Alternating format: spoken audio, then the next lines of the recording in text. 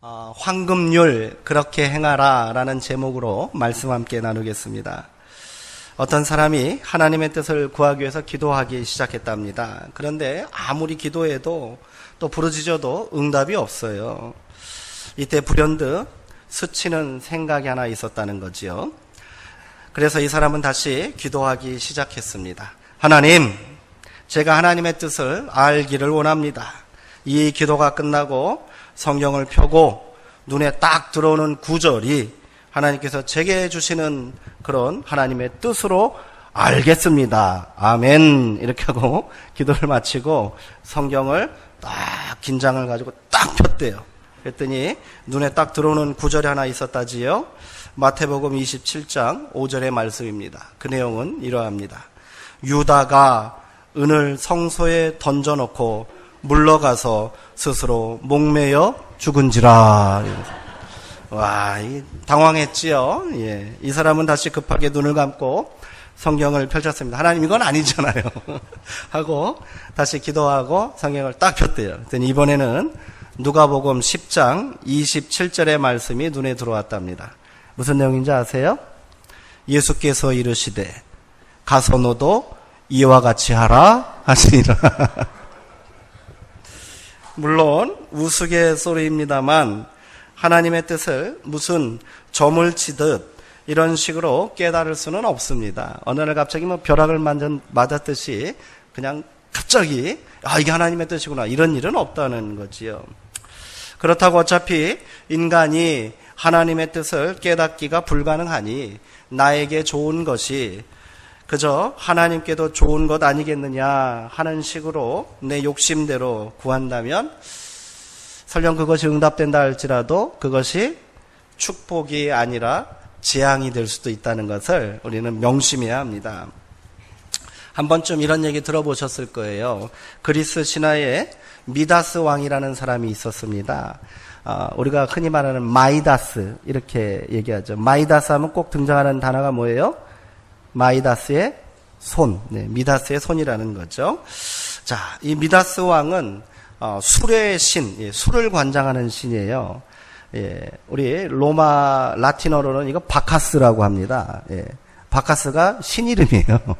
근데 이 헬라어로는 이것이 디오니소스예요. 디오니소스라는 그 신의 스승이 하나 있었나 봐요. 근데 이 스승을 우연한 기회에 이 미다스 왕이 잘 대접했다는 거예요. 아주 융숭하게 대접해서 이 디오니소스 신이 아주 기뻐하게 됐다는 거죠. 그래서 미다스에게 이렇게 말했대요. 무슨 소원이든지 내가 다 들어줄 테니 소원을 한번 말해봐라 하는 약속을 받은 거예요. 무슨 소원이든지 이루어진다니 얼마나 신나는 일이겠습니까? 그래서 이 미다스 왕은 무슨 소원을 말할까 한참을 고민한 끝에 디오니소스 신에게 이렇게 부탁했답니다. 어떤 부탁을 한 거예요? 무엇이든지 내 손에 닿는 것은 다 황금으로 변하게 해주십시오. 이렇게 했다는 거예요. 과연 그대로 응답이 된 거예요. 그래서 왕궁으로 돌아와서 왕궁 문을 딱 만지니까 황금으로 변하네. 가구를 만졌더니 황금으로. 그냥 보잘것 없는 그 유리잔을 딱 잡았더니 이게 황금잔으로 변하는 거예요. 신나는 일입니다. 그런데 그의 기쁨은 그리 오래가지 못했다는 거예요. 음식을 먹으려고 딱 잡아보니 뭐로 변한 거예요? 이 황금으로 하는데 이거 어떻게 먹어요? 먹을 수도 없는 거예요.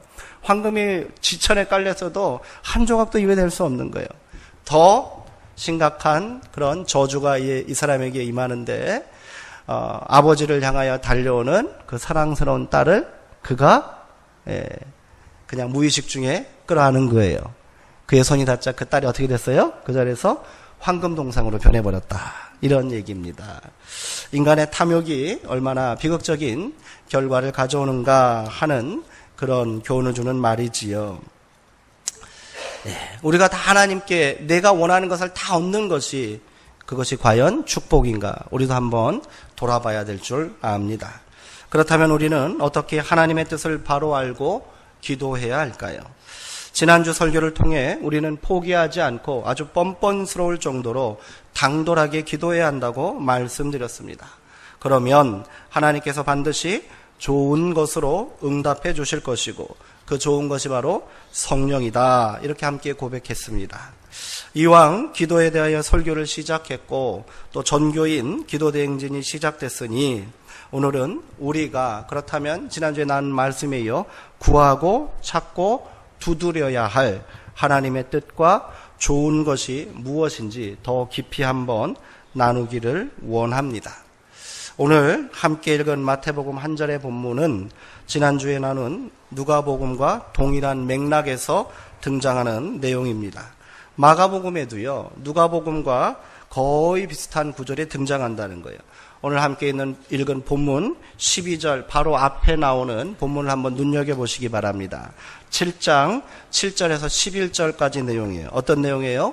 지난주 우리가 함께 읽었던 내용이죠. 구하라, 찾으라, 문을 두드리라. 그래야 하면 찾고 구하고 열릴 것이다 하는 내용이에요. 그리고 너희 중에 어떤 사람이 그 자식에게 똑같지요? 그리고 비록 악할지라도 자녀에게 좋은 것을 줄 줄 알거든. 하늘에 계신 아버지께서 좋은 것을 주시지 않겠느냐. 똑같습니다. 거의 비슷합니다. 그러나 약간의 차이가 조금 발견되긴 하나 그 내용과 전하는 바는 크게 다르지 않다는 거예요. 여기서 누가는 구하고 찾고 두드리는 자에게 하나님께서 좋은 것을 주신다고 했는데 그 좋은 것을 뭐로 바꿨습니까? 성령이라고 구체적으로 우리에게 밝혀주었습니다. 그러나 마태는 여전히 막연하게 좋은 것을 하나님께서 주신다 이렇게 말했지요. 그렇다면 마태가 말한 좋은 것이 뭐냐는 거예요. 그에 대한 구체적인 답이 바로 오늘 우리가 함께 읽은 12절 말씀인 거예요. 먼저 결론적으로 이 말씀을 다시 한번 제가 읽어보도록 하겠습니다.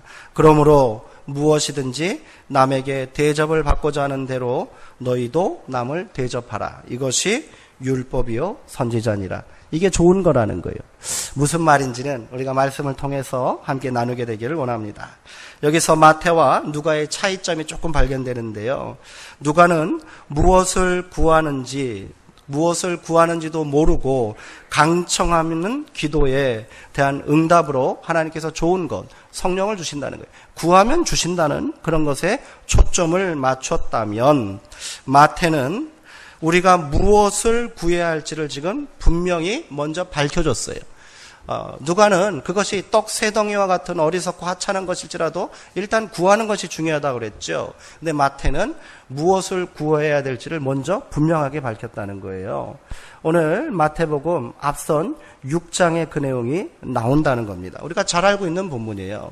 6장 33절의 말씀입니다. 6장 33절의 말씀을 제가 한번 읽어드릴게요. 그런즉 너희는 먼저 그의 나라와 그의 의를 구하라. 이 말씀인 거예요. 무엇을 구해야 될지 우리가 구해야 될 것을 분명하게 밝히고 있다는 거예요. 그의 나라와 그의 의라는 거지요. 마태는 우리가 구하고 찾고 두드려야 하는 것의 실체가 바로 하나님의 나라와 의라고 말합니다.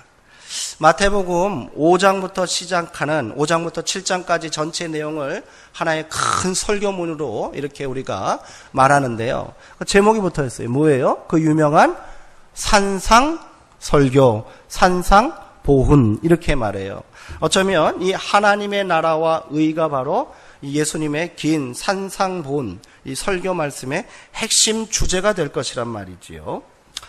자, 여기서 마태는 이 핵심 가치와 질서를 우리가 삶 가운데 구체적으로 어떻게 실현할 수 있는가 그 방법을 좋은 것이라고 말하는 거예요.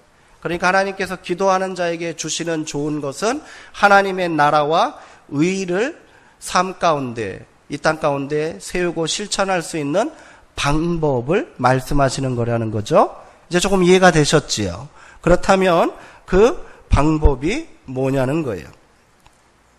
그것이 바로 오늘 우리가 함께 읽은 본문 12절의 말씀입니다. 이를 사람들은 황금률 이렇게 불러요. 황금률이라는 것은 뭡니까? 사람이 인생을 살아가면서 실천해야 할 최고의 가치가 되는 덕목을 황금률이라고 말해요.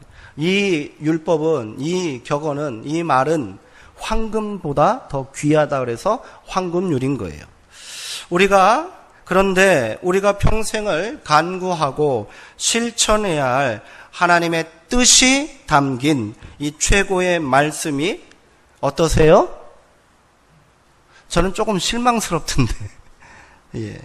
이 땅에서 하나님의 나라와 의를 세우는 하나님의 뜻이 고작 남에게 얻어먹으려 하지 말고 네가 좀 사줘라 이런 얘기냐는 거예요. 이는 지극히 당연한 도덕관념을 넘어서 인간사, 평범한 이치가 아닙니까? 뭐 그리 대단한 비밀이라고 이를 우리가 구해야 하고 찾아야 하고 두드려서 얻어야 할 좋은 것이라고 예수님은 말씀하셨는지 알다가도 모를 일입니다. 성도님들은 어떻게 생각하십니까?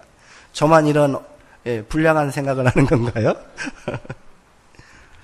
좀 허무하다 싶은 생각이 들지 않으십니까? 뭔가 특별한 깨달음과 비밀스러운 지혜가 아닌 인간이라면 당연히 지켜야 할 지극히 평범한 도리를 이토록 큰 의미를 두고 말씀하고 계시는지 잘 모르겠습니다.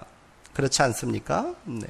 하나님의 뜻이라면 하나님의 나라와 의를 세우는 그 위대한 사명을 감당할 방법이라면 뭔가 좀 더 낫으면 어땠을까 하는 생각이 안 드세요? 차라리 예배 열심히 드려라, 말씀 열심히 읽어라, 기도해라, 뭐 이런 말이라면 더 조금 낫겠어요. 근데 얻어먹으려 하지 말고 사줘라 이런 말이 도대체 무슨 뜻이냐는 거예요. 저 역시 이러한 의문 가운데 말씀을 더 깊이 살펴보게 되었습니다. 그리고 우리말 성경에 대접하라라고 번역된 단어가 이 7장에 무려 11번이나 나온다는 사실을 발견했습니다. 12절에 대접하라라고 번역한 단어는 제가 헬라어를 써서 죄송합니다만 헬라어로 포이에오라는 단어입니다. 포이에오가 바로 대접하다라고 우리말로 번역을 한 거예요. 그런데 이 12절에서는 이 포이에오를 대접하다라고 번역했는데 밑에 나오는 17절, 18절, 19절에서는 열매를 맺다 할 때 맺다라는 단어로 번역을 했어요. 그리고 21절, 22절, 24절, 26절에서는 행하다라고 번역해 놓았어요. 자, 그러니까 이 포이에오라는 단어는 그냥 소박하게 행하다 이렇게 번역하면 좋았을 것입니다. 그런데 이를 예의를 갖추어 음식을 차려놓거나 사주다라는 뜻의 대접하다라고 번역해 놓으니 오해 아닌 오해가 벌어진 것이 아닌가 하는 생각이 들게 됩니다.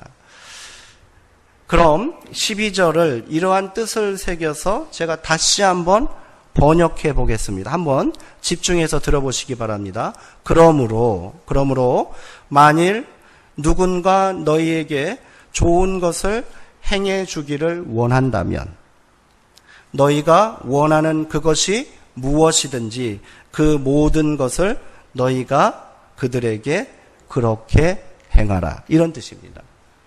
이제 좀 뜻이 좀 오지 않습니까?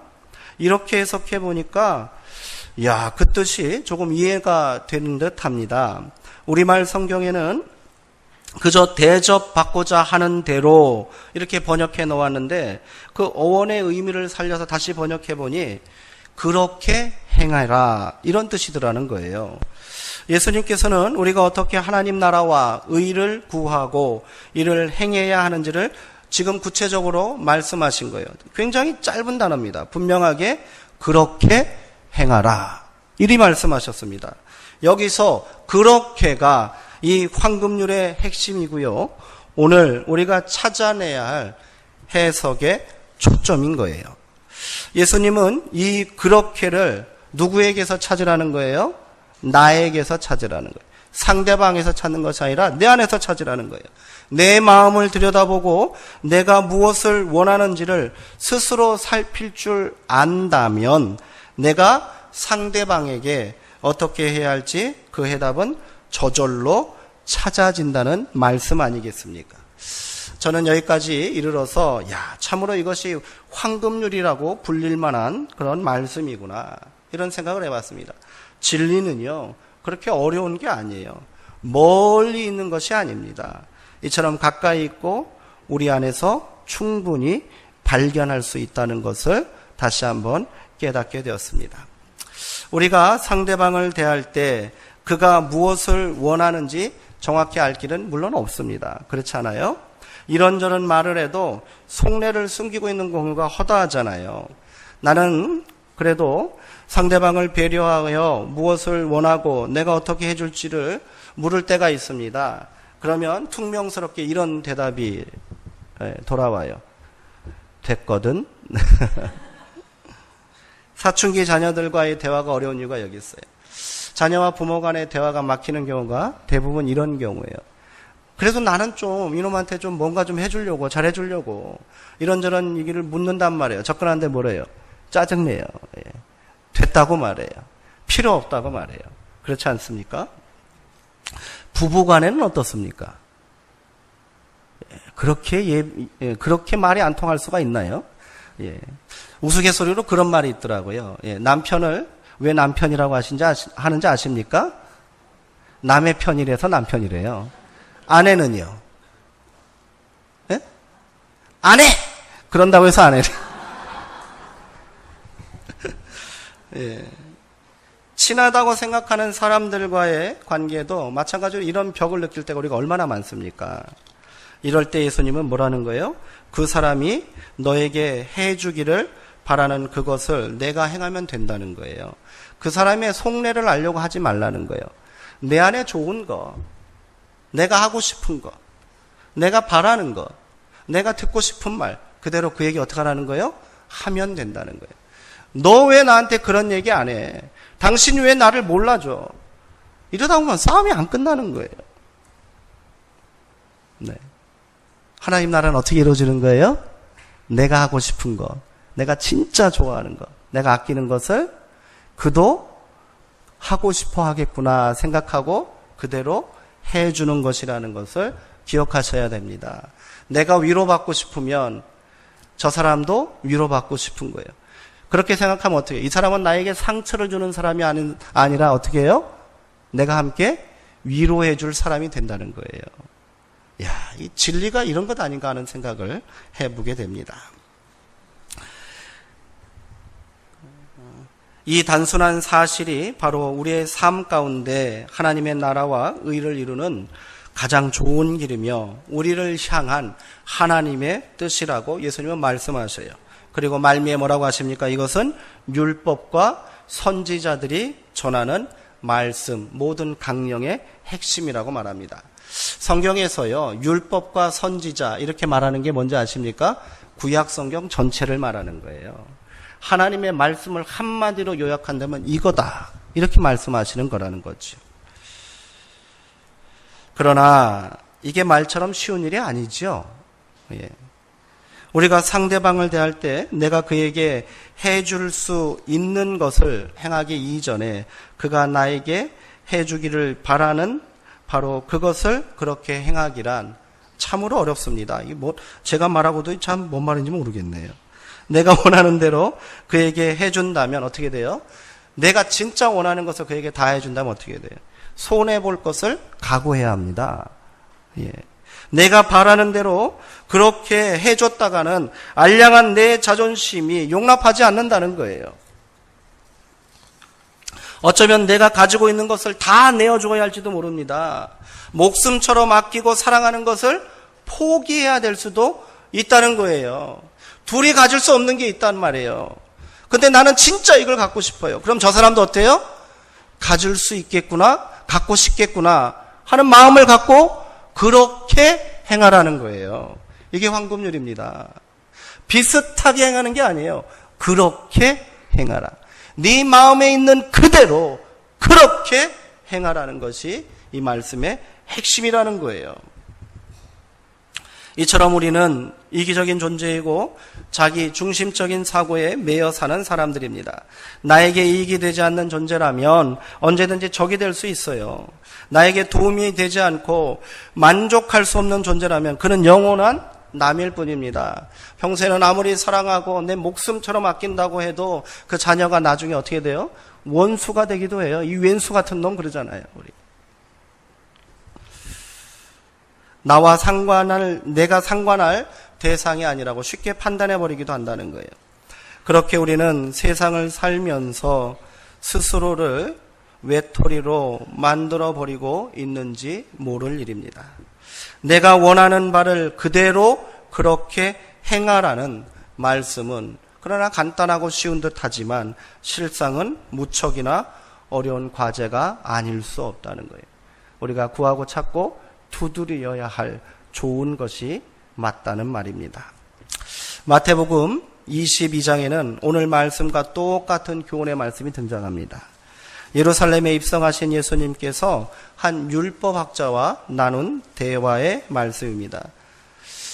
안 찾으셔도 돼요. 말씀, 율법 중에서 율법학자가 이렇게 질문합니다. 모든 율법과 계명 중에서 가장 큰 계명이 무엇입니까? 라고 예수님에게 질문했습니다. 예수님께서 뭐라 답하셨어요? 이렇게 답하셨습니다. 내 마음을 다하고 목숨을 다하고 뜻을 다하여 주 너희 하나님을 사랑하라 하였으니 이것이 크고 첫째 되는 계명이다. 둘째도 그와 같으니 내 이웃을 내 자신같이 사랑하라. 아멘. 마태복음 22장 37절에서 39절에 나오는 내용입니다. 예수님께서는 여기서도 이것이 율법이요 선지자의 가르침이다 이렇게 말씀하셨어요. 여기서 핵심이 되는 말씀이 무엇입니까? 바로 내 이웃을 사랑하라는 것입니다. 남에게 대접을 받고자 하는 대로 너희가 남을 대접하라는 말씀과 어때요? 같은 의미지요. 이웃을 사랑하되 어떻게 사랑해요? 내 자신같이 사랑하라 이렇게 말씀하셨거든요. 예수님은 여기서 이웃사랑의 계명을 하나님을 사랑하라는 절대 계명과 같은 위치에 두고 있다는 거예요. 마음을 다하고 목숨을 다하고 뜻을 다하여 하나님을 사랑하는 것과 내 이웃을 사랑하는 것이 어때요? 똑같다는 거예요. 첫째는 이것인데 이웃사랑이 둘째가 아니라는 거예요. 둘째도 어떻게 했다고요? 이와 같다라는 거예요. 하나님 사랑이 곧 이웃 사랑이고 이웃 사랑이 곧 하나님 사랑이라는 말씀입니다. 그 이웃 사랑을 내 자신같이 하라고 강조하셨습니다. 내가 받고자 하는 그 좋은 것 바로 그것을 그대로 그에게 행하라는 말씀과 동일한 내용입니다. 이제 더 이상 길게 설명할 것 없이 우리가 구해야 할 하나님의 뜻이 분명해지지 않았습니까? 이제 이를 어떻게 잘 실천할지가 중요하고 또 무거운 과제로 남게 되었습니다. 그렇다면 우리는 어떻게 남에게 그렇게 행해야 할까요? 어떻게 사랑하는 것이 나 자신처럼 이웃을 사랑하는 것일까요? 저마다 느끼는 바가 있으리라 생각이 듭니다. 저는 여러 말을 하지 않겠습니다. 우리는 먼저 타인에 대하여 공감 지수를 높여야 합니다. 복음서에서 예수님은 고통당하고 소외받는 사람들을 불쌍히 여기셨다고 기록합니다. 예수님의 공감 능력을 보여주는 단어예요. 불쌍히 여기셨다는 말은 단순히 그에게 동정심을 느끼거나 그를 치근하게 여겼다는 말이 아니란 말이에요. 헬라어 에피티마오가 바로 불쌍히 여기다인데 제가 1절에 한번 말씀드렸죠. 이 에피티마오, 불쌍히 여기다라는 단어는 내 안에 있는 깊은 장기들, 창자, 심장, 자궁이 고통을 느낀다는 말이에요.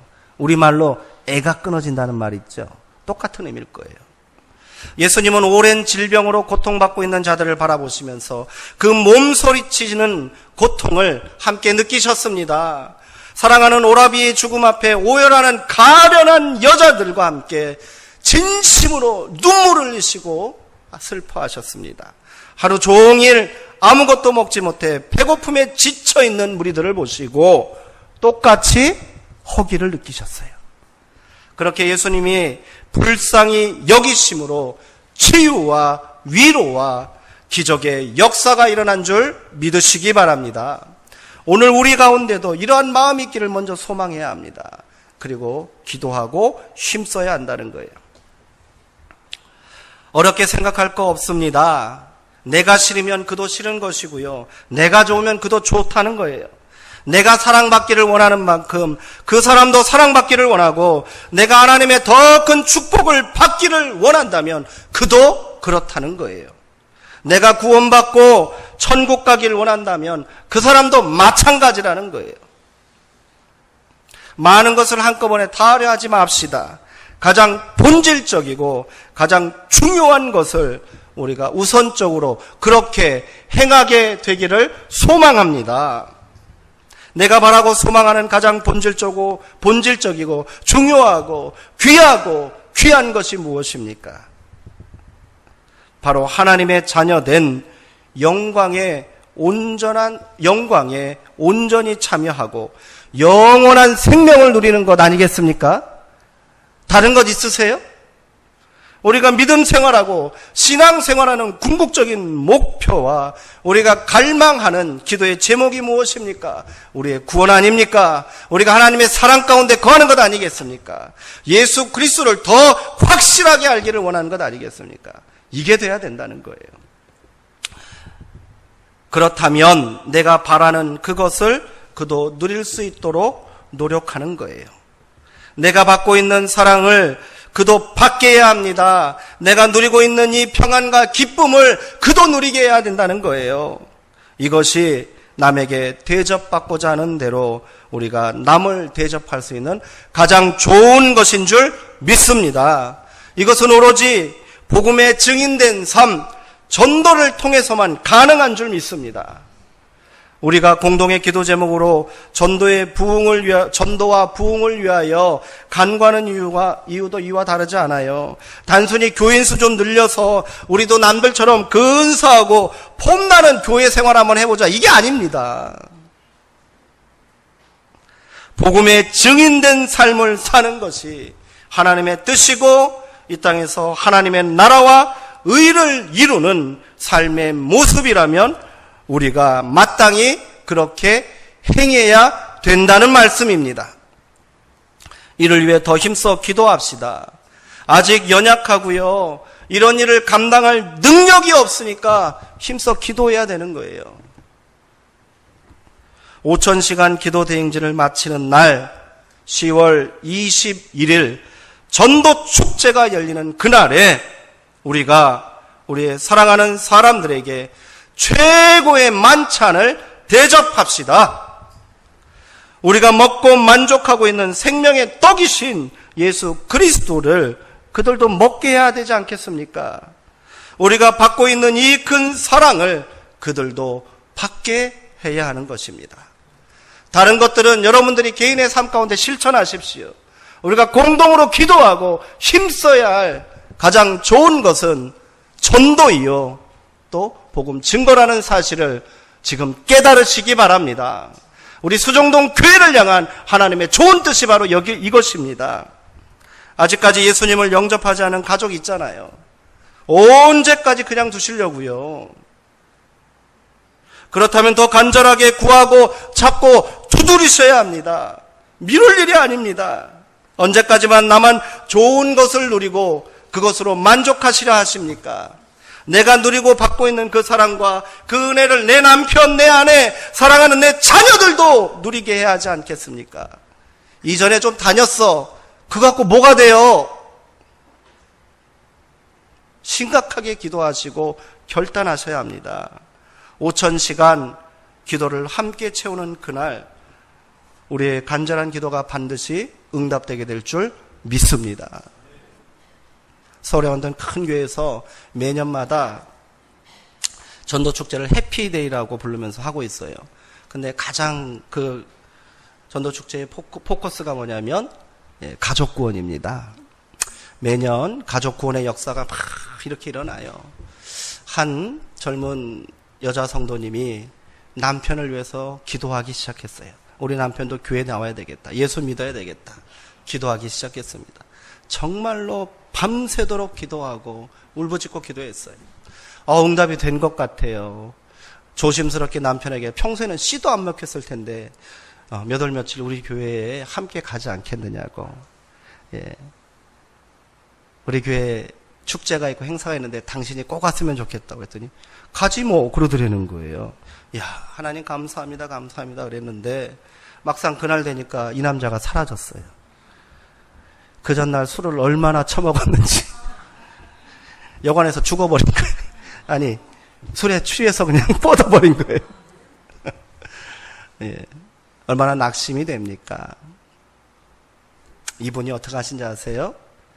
남편의 신발장에서 남편의 신발을 들고 왔대요. 얘기 한번 들어보셨죠? 이게 실화예요. 그분의 간증입니다.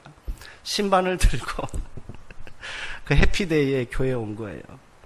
남들 창피하니까 좀 일찍 오셔서 그것을 강대상 앞에 놓고 그 앞에서 무릎 꿇고 울었다는 거 아닙니까? 하나님, 오늘은 신발만 왔습니다. 내년에는 신발 주인도 이 자리에 있게 해주십시오. 기도했다는 거예요. 그 간절한 기도가 응답된 줄 믿으시기 바랍니다. 그렇게 합시다. 기도해야 돼요. 기도합시다. 한 사람이라도 우리 가족 중에 불신 영혼이 있다면 애통하는 심정으로 두드리고 두드려야지요. 구하고 찾아야 하지 않겠습니까? 아무리 친절을 베풀고 좋은 관계를 유지한다 해도 그 사람이 아직까지 내가 믿고 내가 알고 있는 예수님을 모른다면 내가 베풀고 나누는 사랑은 반쪽 사랑에 불과합니다. 잘 살고 있다고요? 나보다 더 잘 산다고요? 예수님을 모르는 그 인생은 저주받은 인생이고 불행한 인생이라는 것을 우리가 고백해야 될 줄 믿습니다. 그 영혼들을 향하여 우리는 불쌍히 여기는 마음을 가져야 한다는 거예요. 전하지 않고는 견딜 수 없는 심령이 있어야 한다는 거예요.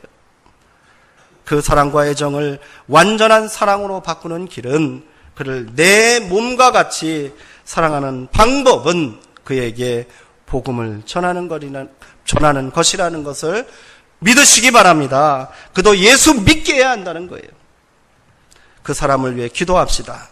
그렇게 복음을 전하지 않고 그를 전도하지 않는다면 아무리 내가 그에게 정성을 다하고 친절을 베풀고 마음을 다준다 해도 그 사람은 그저 나에게 뭐예요? 남일 뿐이라는 거예요.